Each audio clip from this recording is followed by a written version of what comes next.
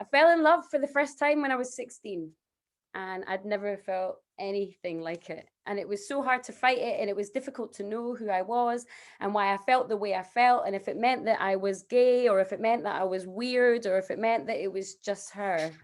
I hoped that it was just her, because I was 16 years old and it was 1996, and I thought I had a problem that I needed to fix, but there was no problem. I didn't have a problem. I couldn't have known that then. I just really fancied girls, but it was the 90s and we were in Scotland and the majority didn't like people like us.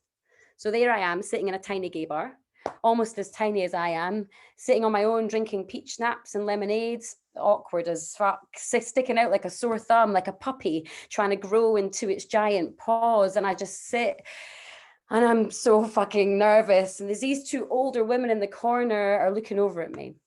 And they have short cropped hair and kind faces. They come over and ask if they can sit with me. And I shyly say, yeah, you can sit with me.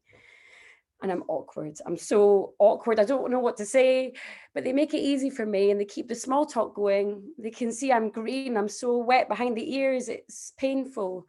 But after a couple of hours of drinking and laughing and talking about love and life and what brought me sitting there on my own, they call time at the bar.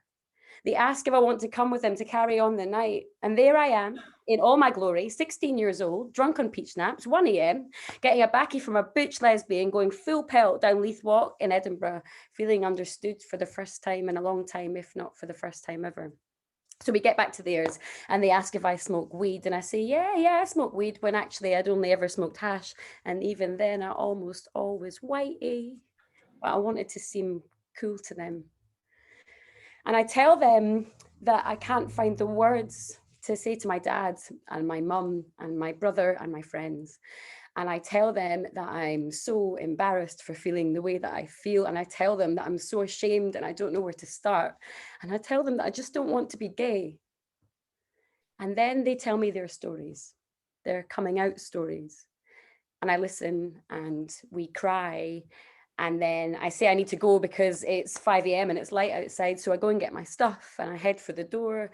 And they both stop me and they hug me. And one of them tells me to wait because she's got something for me. She comes back with a book. She says that someone had given it to her and it needed to be passed on. It's a book of coming out letters. And she puts her hand on my face and she kisses me on the cheek and she looks me in the eyes and she says to me, "You're going to be okay, you know."